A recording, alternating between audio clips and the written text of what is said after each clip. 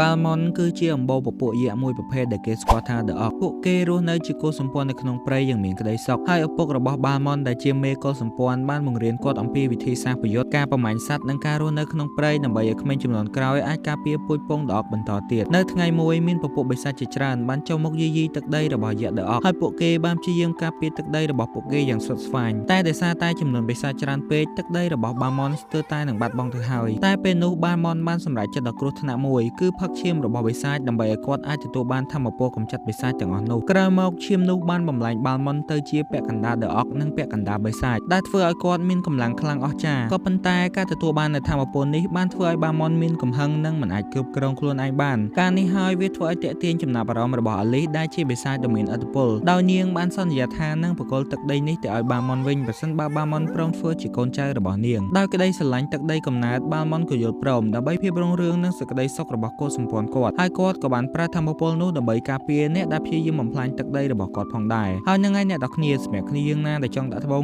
មានតម្លៃធូរជាងគេកុំភ្លេចខាងបងមកម៉ាជីកាកន្លែងគាត់គឺមានតម្លៃធូរជាងគេមែនតើអញ្ចឹងកុំភ្លេចលឺអត់អរគុណ